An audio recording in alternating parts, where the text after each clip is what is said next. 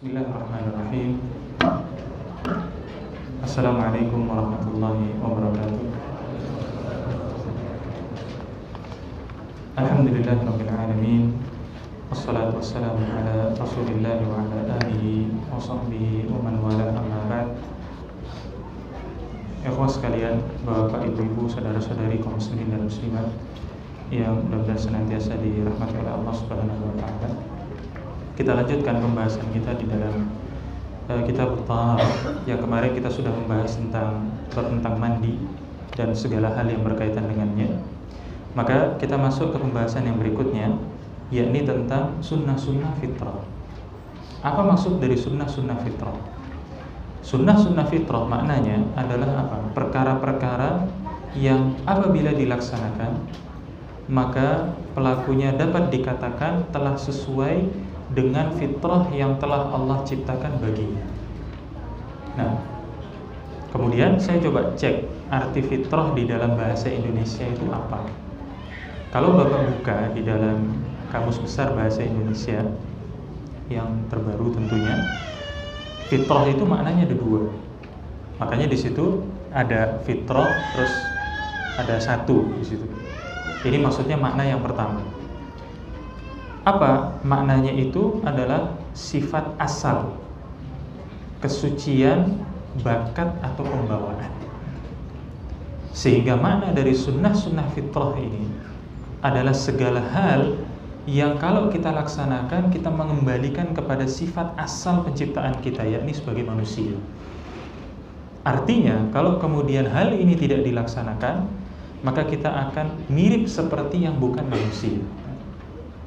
Karena kita diciptakan asalnya adalah sebagai manusia. Kecuali kalau kita asalnya dari kambing, ya kembalinya nanti ke sana. Kita asalnya manusia. Nah, terus pertanyaannya, sunnah-sunnah fitrah itu apa saja? Maka di dalam satu hadis didapati sunnah fitrah itu ada 5. Dalam hadis yang lain ada sampai 10.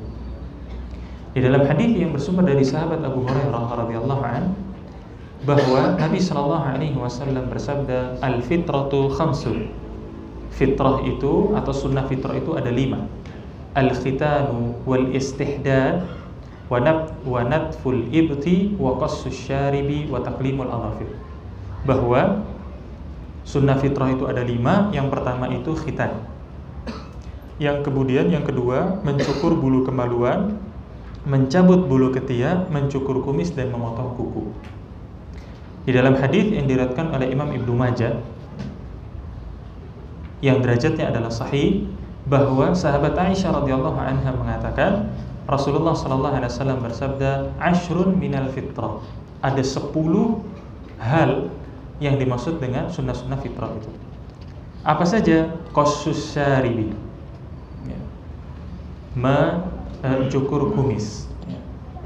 Walaupun sebetulnya makna qassus syarib lebih dekat kepada makna memotong. Memotong. Wa ifa'ul lihyah, memelihara jenggot atau janggut. Wasiwak, bersiwak. Nanti akan dijelaskan maknanya apa.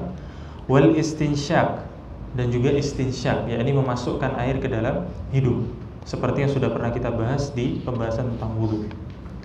Wa qassul adfar, dan juga menggunting kuku atau memotong kuku. Maka makna qassus syarib dimakna juga memotong atau menggunting kumis, karena hurufnya sama, qas. Wa ghassul barajim, dan juga apa? Membasuh ruas jari. Makna ruas jari ini masuk di dalamnya apa? Segala kerutan atau lipatan-lipatan yang ada dalam tubuh. Lipatan di balik telinga, di ketiak, di lutut, di lipatan kaki itu, dan lipatan-lipatan yang lain, termasuk ruas-ruas jari, baik ruas jari kaki ataupun tangan. Kemudian wa natful ibti, mencabut bulu ketiak. Wa halqul 'anah, di sini menggunakan istilah halq. Nanti akan dijelaskan bedanya apa. Wa intiqasul ma', dan juga apa? Beristinja dengan air, yakni al-istinja. Qala Zakaria, qala Mus'ab, wa nasitul ashirah. Kemudian salah satu rawinya mengatakan apa? Wa nasitul ashirah. Aku lupa yang ke-10 illa an takunal madmadah. Tetapi yang pasti, yang dia yakin adalah apa? Yang ke-10 adalah berkumur-kumur. Sehingga kalau kita ringkas, maka sunnah-sunnah fitrah itu ada 10. Apa saja? Yang pertama khitan. Khitan di dalam bahasa Indonesia disebut dengan sunat. Nah, kegiatan sunat ini oleh para ulama dibagi menjadi 2 hukumnya. Sebagian ada yang menganggap bahwa untuk laki-laki hukumnya wajib, tetapi untuk wanita dihukumi sunnah. Adapun Imam Nawawi di dalam kitab Al-Mughni mengatakan apa? Bahwa laki-laki ataupun perempuan dua-duanya kewajibannya sama. Kemudian pernah ada yang bertanya ke saya, mungkin seorang ibu, saya tidak tahu yang bertanya ini siapa. Dia tanya bahwa ada anak lahir perempuan, lalu kemudian seorang bidan mengatakan bahwa jangan di khitan, jangan disunat, karena nanti akan menyebabkan infeksi dan yang lain sebagainya. Maka saya sampaikan kepada orang tersebut yang bertanya bahwa yang berkata ini bidan.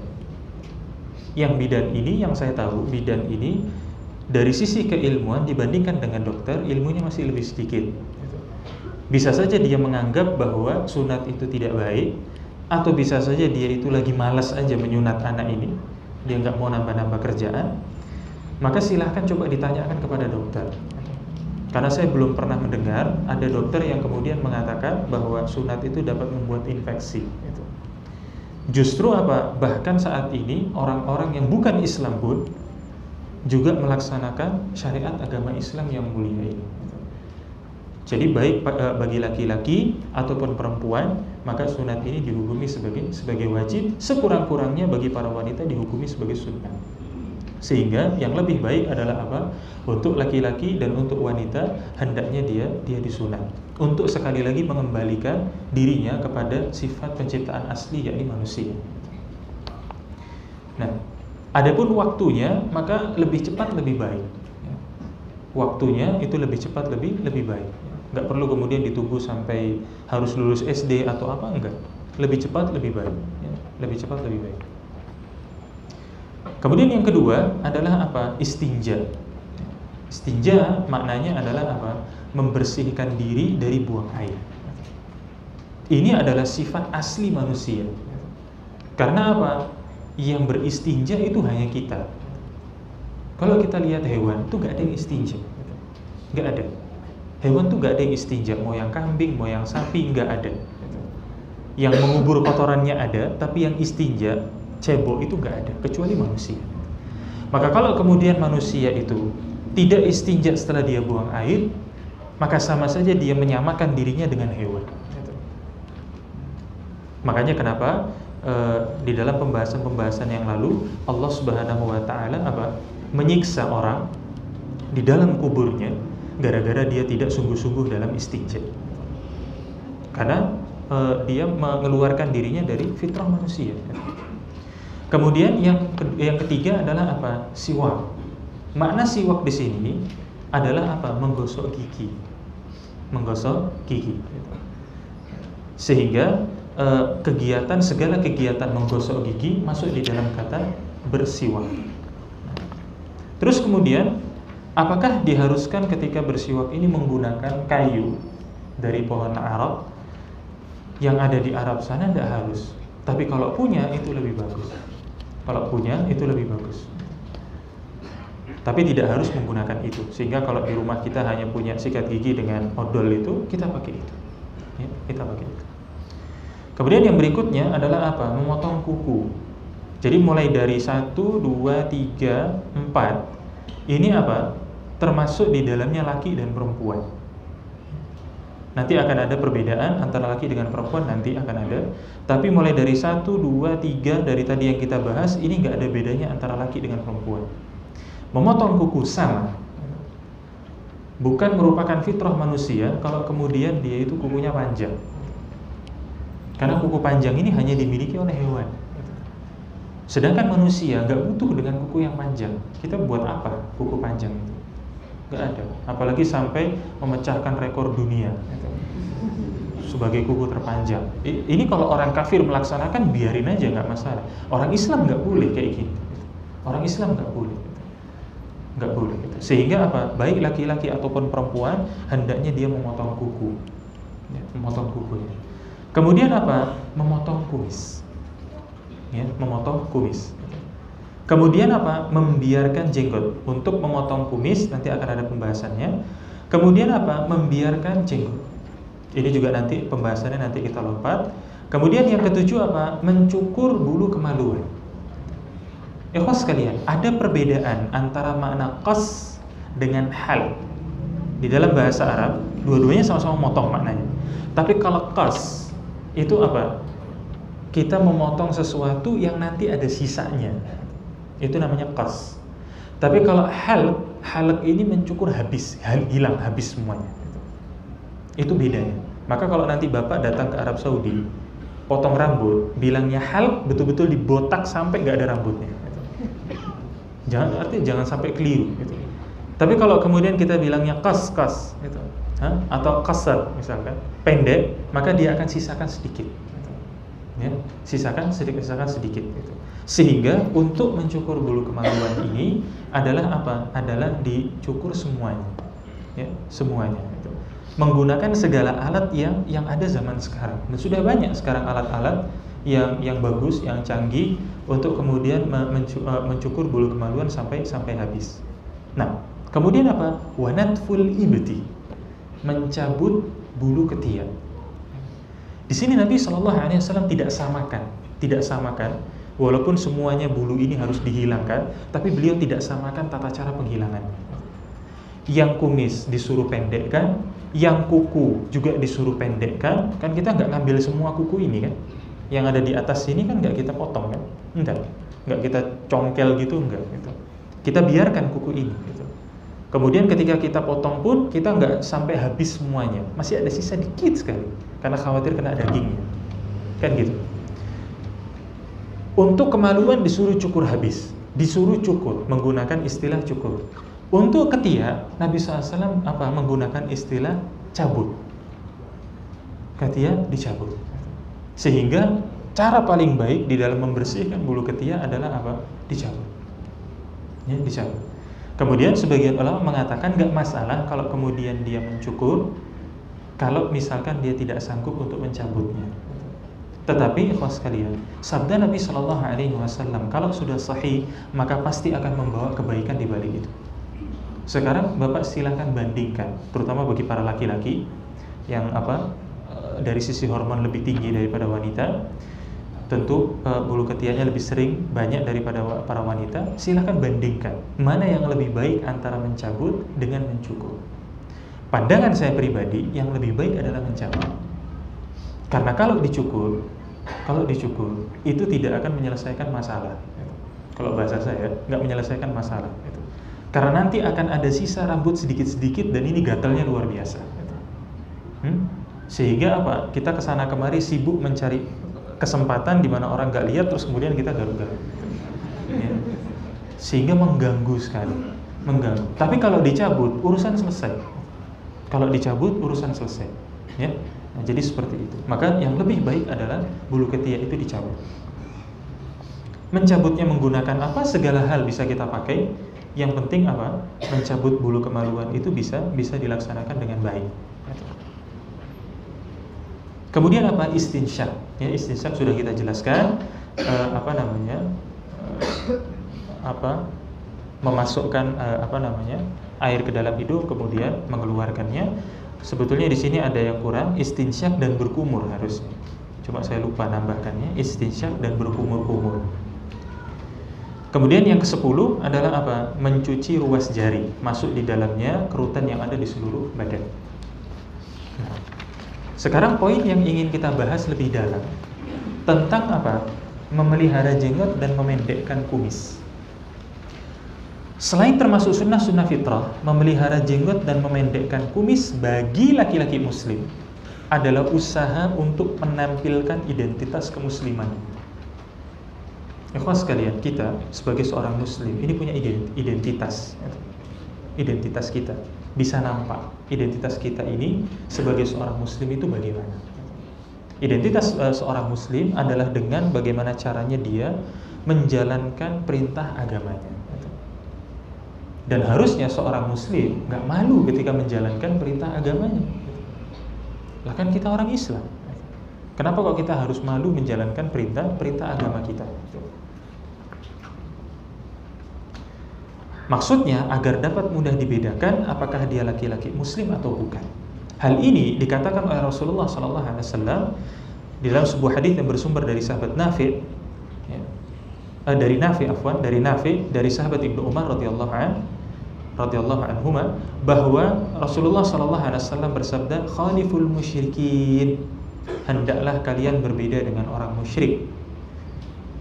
Waffirul liha, apa? Biarkanlah jenggot. Wa ahfus syawarib, dan apa? Pangkaslah kumis. Kemudian apa? Wa kana Ibnu Umar idza hajja aw i'tamar qabada ala lihyatihi fama fadala akhadha. Kemudian sahabat Ibnu Umar ketika menunaikan haji atau umroh, maka dia menggenggam jenggotnya, kemudian memotong yang lebih. Tentu yang dia pegang menggunakan tangannya sendiri, bukan pakai tangan bayi, tangannya sendiri, tangannya sendiri. Jadi dia genggam, apa yang lebih itu kemudian dia potong. Nanti akan kita bahas maksudnya ini apa. Nah, Imam Ibnu Hajar Al-Asqalani rahimahullah mengatakan, Imam At-Tabari berkata, beberapa ulama berpegang kepada zahir hadis tersebut, mereka tidak menyukai memotong jenggot. Karena apa? Nabi SAW perintahkan, pelihara, dibiarkan jenggot itu, perintah dari Nabi SAW. Maka kalau kemudian memang betul cinta kepada Nabi SAW, betul mengaku sebagai orang Islam, laksanakan. Hadisnya sahih, diriwayatkan Imam Bukhari dalam kitab sahihnya. Kemudian apa? Sebagian lagi berkata, apabila melebihi satu genggaman, maka kelebihannya dipotong. Kemudian dia meriwayatkan bahwa Ibnu Umar radhiyallahu anhu melakukan hal demikian. Begitu juga Umar melakukan yang demikian terhadap seorang laki-laki. Juga didapatkan riwayat bahwa sahabat Abu Hurairah melakukan juga demikian. Kemudian Imam Atha mengatakan, sesungguhnya seseorang yang tidak memotong jenggotnya yang panjang dan lebarnya sudah berlebihan, maka dia akan menjadi bahan cemoohan. Maksudnya apa? Imam Atha mengatakan, seseorang ada yang kemudian jenggotnya ini terus tumbuh sampai panjangnya itu sudah tidak normal lagi, sampai sudah terlalu panjang. Maka Imam Atha mengatakan dia setuju kalau sudah terlalu panjang, maka jenggot ini dipotong. Misalkan sudah sampai dengkulnya, misalkan ini terlalu panjang, maka dia setuju kalau kemudian keadaan seperti ini jenggotnya boleh dipotong. Kemudian Imam Qadhi bin Iyad mengatakan tidak disukai mencukur jenggot dan mengguntingnya serta menghilangkannya. Adapun memotong dari ujungnya dan pinggirannya karena terlalu lebar adalah perkara yang termasuk bagus. Bahkan tidak disukai menarik perhatian orang lain dengan cara memperbesar jenggot, sebagaimana juga tidak disukai memendekkan. Jadi misalkan ada seseorang yang kemudian jenggotnya terlalu besar, dan saya tidak mendapati ini untuk orang Indonesia. Ya. Jadi tidak usah dicari yang seperti apa Ustaz. Orang Indonesia tidak bisa, jenggotnya besar itu tidak bisa. Jarang, bukan tidak bisa, jarang. Ada yang bisa, tapi mungkin biasanya dia keturunan dari Arab, biasanya kayak gitu. Tapi kalau orang asli Indonesia, bapaknya Melayu, ibunya Jawa, kakeknya orang Sunda misalkan, ini tidak bisa. Tidak bisa. Bahkan sebagiannya ada yang kemudian tidak keluar sama sekali. Tidak keluar sama sekali, bukan dia nggak mau, tapi memang nggak ada. Nah, kemudian Imam An-Nawawi rahimahullah mengatakan yang seharusnya adalah membiarkan jenggot, tidak boleh dipotong atau dirapikan. Dan ini yang saya pilih dalam urusan ini, bahwa apa? Memang tidak baik bagi seseorang untuk kemudian menggunting jenggotnya atau kemudian merapikannya dan yang lain sebagainya. Biarkan. Karena Nabi SAW katakan biarkan. Kalau kemudian kita menyisirnya, memberikan sesuatu, memberikan minyak atau memberikan air atau memberikan apapun, nggak masalah. Lantas ketika misalkan kita menyisir atau ketika kita menariknya, lalu kemudian ada yang lepas satu atau dua, ini juga tidak dimasalahkan. Karena memang rambut ini, rambut janggut dengan rambut yang ada di kepala punya potensi untuk patah, dan itu biasa. Biasa. Kita sendiri kalau garuk-garuk rambut, kadang rambut itu copot sendirinya. Begitu pula dengan jenggot. Kemudian Imam An-Nawawi mengatakan apa? Mengutip sabda Nabi sallallahu alaihi wasallam, "Juzzus syawarib wa arkhul liha khaliful majus." Kata Nabi sallallahu alaihi wasallam, potonglah kumis dan biarkanlah jenggot. Apa? Hendaknya kalian berbeda dengan orang Majusi. Imam An-Nawawi berkata, Al-Qadhi Iyad mengatakan makruh hukumnya mencukur, memotong maupun membakar jenggot. Adapun memperhatikan panjang dan lebar, maka hal ini adalah baik. Makruh pula membiarkan jenggot sampai sangat panjang dan tidak terurus, sebagaimana makruh pula untuk memotong dan mencukurnya. Sebagian orang ada yang kemudian jenggotnya terlalu banyak dan tidak diurus, tidak dicuci, tidak diurus, sehingga menimbulkan bau yang tidak sedap, ya, bahkan mungkin menjadi sarang hewan dan yang lainnya. Maka ini mau nggak mau harus dibersihkan dahulu. Ya. Jangan kemudian kita biarkan jenggot kita sampai seperti itu.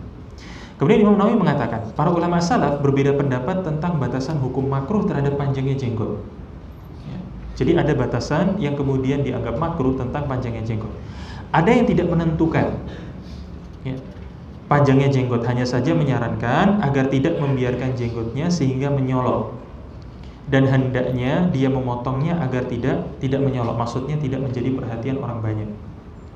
Seperti tadi misalkan panjangnya sampai ke perutnya atau sampai ke dengkulnya misalkan, ini akan menjadi perhatian orang. Tapi kalau untuk ukuran orang Indonesia, insya Allah tidak ada yang seperti itu. Sebagian ulama membatasi agar panjangnya tidak lebih dari segenggam tangan, seperti yang dilakukan oleh sahabat Ibnu Umar radhiyallahu anhu. Sebagian memandang makruh untuk memotong jenggot kecuali ketika haji dan umrah. Sehingga para ulama mengatakan bahwa apa? Perbuatan sahabat Ibnu Umar ini hanya khusus bagi orang yang haji dan umrah. Kalau memang mau kemudian merapikan jenggotnya haji dan umrah, lalu kemudian apa? Silakan rapikan jenggotnya. Itu pun yang dirapikan adalah apa? Kalau dia genggam, kemudian apa yang lebih itu digunting. Jadi bukan terus kemudian bukan genggamnya begini, ya, bukan, tetapi apa, digenggamnya seperti ini, menggenggam, namanya menggenggam. Nah, apa yang lebih itu yang kemudian digunting. Apa yang lebih itu kemudian digunting. Nah, sedangkan untuk kumis, para ulama salaf berpendapat agar memangkasnya atau bahkan mencukurnya sampai habis. Imam Qadhi bin Iyad mengatakan hendaknya kumis dipotong sampai terlihat bibirnya. Kita tahu kalau kumis itu dipanjangkan maka akan apa? Menutupi bibirnya. Maka Qadhi Iyad mengatakan digunting sampai bibirnya itu kelihatan. Digunting sampai bibirnya itu kelihatan. Imam Nawawi mengatakan pendapat yang terpilih adalah hendaknya seseorang tidak merubah keadaan jenggotnya sedikit pun. Dan ini yang saya kuatkan. Jadi bahwa tidak ada keadaan apapun yang kemudian memperbolehkan seseorang untuk merubah bentuk janggutnya. Terutama kita yang tinggal di Indonesia, yang memang janggut kita ini tidak bisa besar. Kalau memang kita ini keturunan orang Indonesia asli misalkan. Nah, sedangkan kumis hendaknya dipotong kumisnya sampai terlihat bibir. Kemudian di sini saya sampaikan, setelah memperhatikan pembahasan hadis tentang jenggot dan kumis, maka bagi laki-laki muslim sangat disukai untuk memelihara jenggotnya dan memendekkan kumisnya sebagai identitas kemusliman. Dan kita harusnya bangga, ya. Kita harusnya bangga dengan apa? Dengan hal tersebut. Dan ini untuk menunjukkan sifat kelaki-lakian seseorang. Ya, sifat kelaki-lakian seseorang gitu. Saya nggak pernah lihat ada laki-laki yang kemudian kemayu terus kemudian jenggotnya besar. Nggak ada. Karena apa? Dan selalu orang yang kemudian menyerupai wanita, orang-orang laki-laki yang menyerupai wanita selalu apa? Pasti menyukur jenggotnya, karena dia tahu itu identitas kelaki-lakian.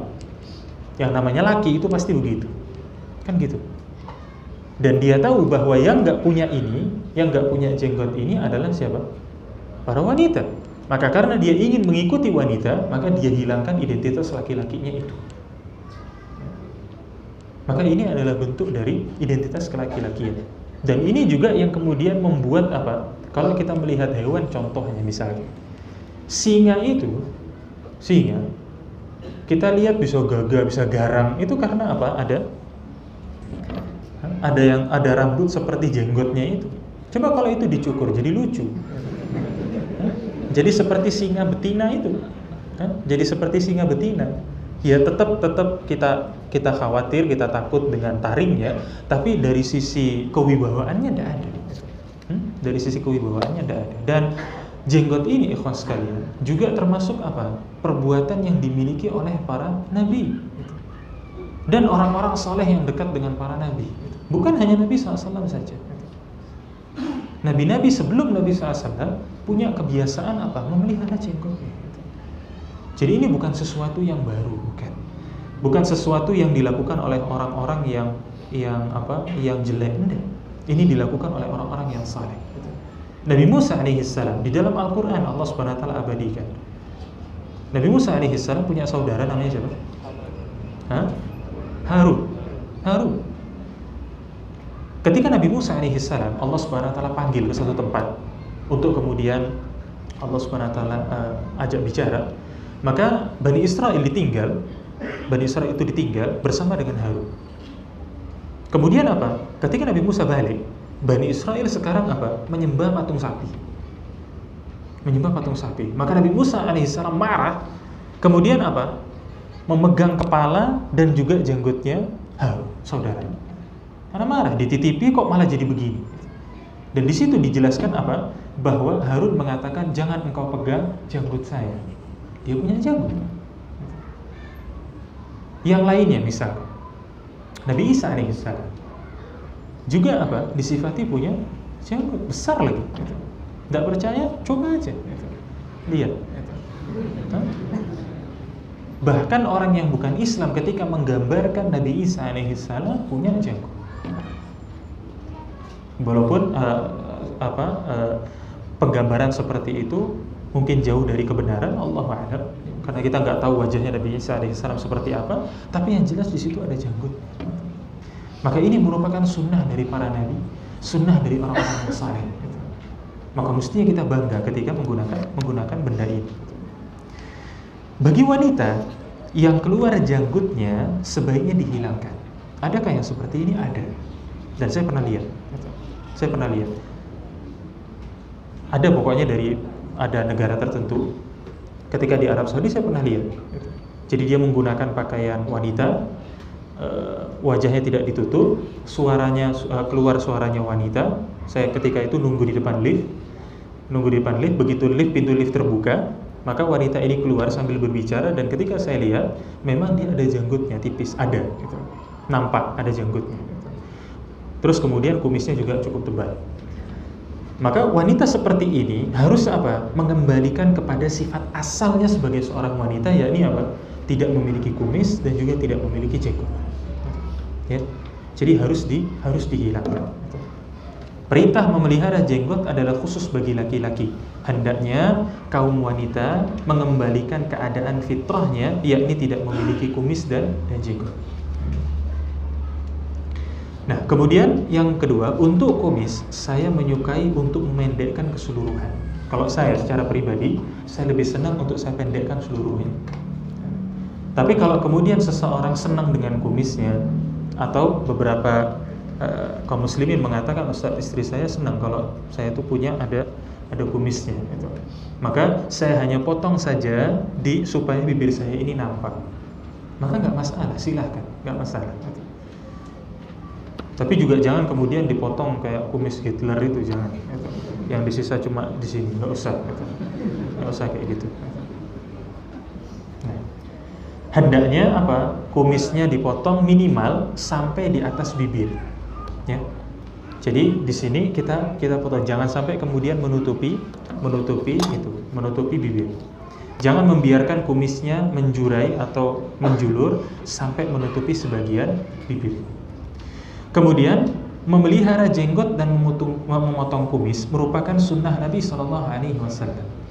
Tidak boleh seorang pun dari kaum muslimin yang mengingkarinya, apalagi menyalahkannya. Saya tidak mendapati seorang pun ulama yang menjadi panutan kaum muslimin di seluruh dunia yang mengingkari hal ini. Sehingga nggak pantas kalau kemudian kita mengatakan ndak, itu hanya anunya orang Arab, ini hanya itu dan yang lain sebagainya. Ini nggak pantas.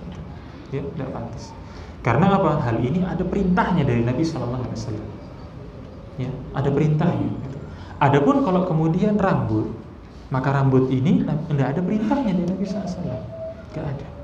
Sehingga bisa kita anggap bahwa apa? Rambut ini, walaupun Nabi SAW disifati rambutnya itu terkadang sampai di setengah telinganya, sampai di bawah telinganya, dan sampai di pundaknya, tapi nggak ada keharusan bagi kita untuk ikut seperti itu. Karena apa? Nabi nggak ada memerintahkan. Tapi kalau untuk jenggot, hadisnya banyak. Perintah dari Nabi SAW, biarkan. Bahkan beliau katakan itu termasuk apa? Sunnah fitrah. Lantas bagaimana dengan orang kafir yang ikut-ikutan memanjangkan jenggot? Maka hal ini tidak ada masalah, itu haknya dia. Bahkan dia telah melaksanakan salah satu perintah dari ajaran agama Islam. Maka kita doakan agar dia mendapatkan hidayah dari Allah agar memeluk agama Islam. Adapun perkataan sebagian orang yang mengatakan bahwa apa? Kan di dalam hadis Nabi disebutkan bahwa kita disuruh untuk menyelisih orang-orang kafir. Karena sekarang orang kafir sudah pada pakai jenggot, maka sekarang kita menyelisihi mereka dengan tidak pakai jenggot. Ini akal-akalan yang terlalu bodoh kalau menurut saya. Gitu. Terus kalau kemudian orang kafir berdoa, berarti kita nggak usah berdoa. Gitu. Kalau kemudian orang kafir makan pakai tangan kanan, berarti kita makan pakai tangan kiri. Gitu. Mau kayak gitu. Gitu. Sekarang orang kafir menikah, berarti kita nggak boleh menikah. Nggak ada yang mau terima. Gitu. Nggak ada yang mau terima. Gitu. Lantas kemudian apa? Terus sekarang orang kafir kemudian suka dengan lawan jenis. Berarti kita harus suka dengan sama jenis, harus kayak gitu? Bukan. Ini adalah perintah di dalam agama. Salah satu tujuannya adalah untuk apa? Membedakan antara kita dengan orang kafir sebagai identitas keislaman. Kalau kemudian mereka ikut-ikutan dengan identitas keislaman kita, ya fadhol, silahkan gitu. Ada orang kafir mau pakai sarung, monggo silahkan, nggak masalah gitu. Orang kafir mau pakai baju koko, silahkan. Tapi kita nggak mau pakai bajunya mereka. Kita nggak mau mengikuti ajaran agama mereka, nggak mau gitu. Kalau kemudian mereka ikut-ikutan seperti itu, ya mudah-mudahan dia mendapatkan hidayah masuk ke dalam Islam, kan gitu. Ya, jadi jangan kemudian punya akal-akalan seperti itu. Nah, itu ikhwas sekalian. Terkait dengan pembahasan sunnah fitrah dan poin pembahasan yang saya dalami tentang masalah memelihara jenggot dan juga memotong kumis. Sampai di sini sekalian, kalau ada hal yang ingin ditanyakan atau ada hal yang ingin diskusikan terkait dengan pembahasan barusan ataupun di luar dari pembahasan tadi, dipersilakan. Silakan Pak. Assalamualaikum. Untuk batasan jenggot itu dari mana sih? Bisa dari bawah telinga atau? Iya. Terima kasih sudah diingatkan. Ini memang harusnya saya tulis tapi lupa. Batasan jenggot. Yang dimaksud dengan jenggot itu dimulai dari pelipis sini. Iya, bahasanya pelipis ya. Iya. Dari sebelah sini. Kemudian apa? Biasanya sebagian kaum muslimin ada yang kemudian menyambung dengan jambangnya. Dengan jambangnya. Membedakan antara jambang dengan jenggot itu bedanya apa? Kalau rambut itu dia bahasanya kayak nggak menempel atau melayang begitu. Sedangkan jenggot dia lebih menempel di kulit. Kemudian sampai ke bagian sini. Saya nggak tahu apa namanya gitu. Ya, rahang, sampai di sini rahang, kemudian sampai ke depan dagu di sini. Maka yang ada di bawah sini, di sini, kemudian yang ada di sini, biasanya kan ada kaum muslimin yang jenggotnya banyak, kemudian sampai di bagian depan sini, ini bukan bagian dari jenggot. Atau yang rambut yang ada di pipi, ini bukan bagian dari jenggot. Ya. Jadi batasan jenggot itu seperti itu. Maka yang ada di bawah sini dia bukan jenggot, yang ada di sini ini juga bukan jenggot, yang ada di sini juga bukan jenggot, tetapi adanya di sini. Ya, seperti itu. Baik. Kemudian ditanyakan, mana tadi? Kemudian ditanyakan, bagaimana solusi bagi aparat negara yang dilarang memanjangkan jenggot? Sepanjang pengetahuan saya, tidak ada peraturan.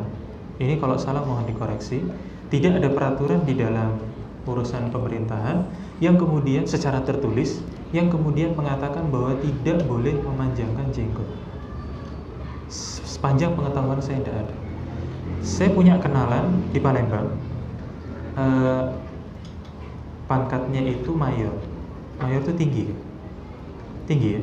Pangkatnya mayor, orangnya sudah cukup berumur, pangkatnya mayor. Itu awalnya kan bermasker ketika Idul Fitri, saya diajak mertua datang ke sana. Awalnya bermasker, terus dikatakan bahwa ini mayor, dia masih aktif tugas. Terus kemudian begitu dibuka jenggotnya besar. Sekalian saya tanya gitu loh, Pak, apakah memang boleh model seperti ini gitu loh. Bapak kan masih aktif, apakah memang boleh? Maka menurut beliau bahwa aturannya tidak ada gitu. Aturan bahwa menurut beliau ya, jangan marah ke saya nanti. Menurut beliau aturan seperti itu nggak ada. Hanya memang menurut sebagian orang nampaknya tidak etis saja gitu. Hanya dipandang seperti itu gitu. Maka saya lihat, oh ternyata komandannya pun boleh juga gitu. Ya ini menurut beliau gitu. Jadi seperti itu.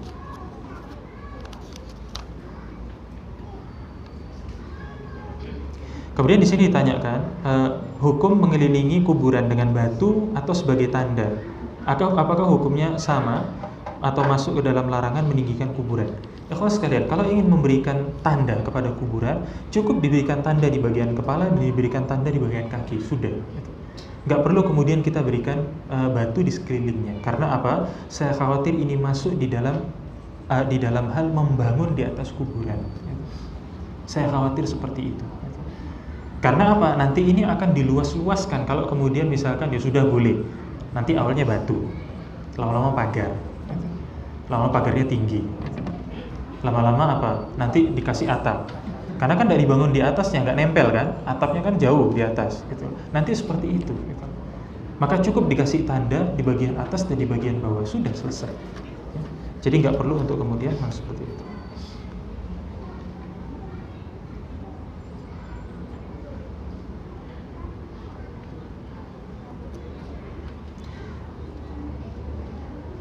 Di sini dikatakan, Ustaz, tolong lihat wajah kami Ustaz, pandang dengan seksama. Kalau nanti Ustaz berada di surga, kami tidak kelihatan, tolong cari kami, ajak kami masuk ke dalam surga. Akhwat sekalian, saya nggak bisa memastikan bahwa saya ini bisa masuk ke dalam surga. Ya. Dan kalaupun saya di dalam kajian jarang memandang wajah masing-masing, itu memang kekurangan saya. Entah kenapa, kalau ngobrol biasa saya bisa lihat wajahnya, tapi kalau begini tuh saya berat, mata saya tuh mau lihat itu sulit, gitu. Ya, sulit, gitu. Sehingga kita saling mendoakan agar kemudian kaum muslimin itu bisa sama-sama masuk ke dalam surga. Gitu.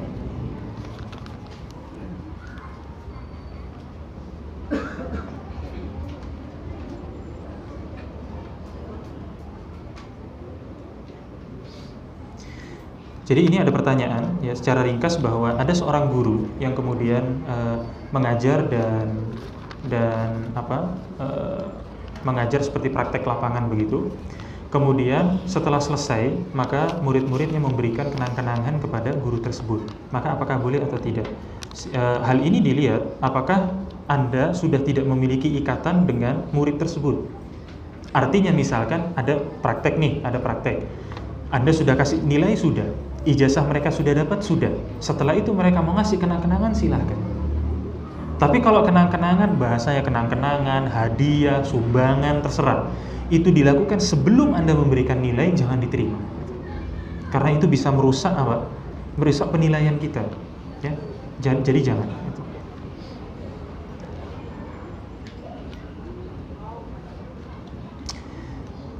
bagaimana sikap kita terhadap teman yang mulai masuk dalam dunia trading forex? Saya nggak ngerti. Gitu. Saya jujur saya nggak ngerti forex, trading, saham itu saya nggak ngerti. Gitu. Ya. Jadi mungkin bisa ditanyakan kepada ustadz yang lain.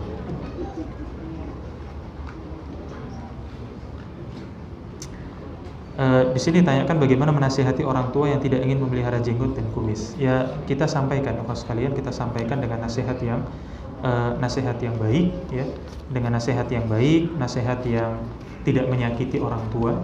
Kalaupun kemudian orang tua kita itu masih keras tidak mau, maka doakan mereka, ya, doakan mereka. Kemudian ditanyakan juga,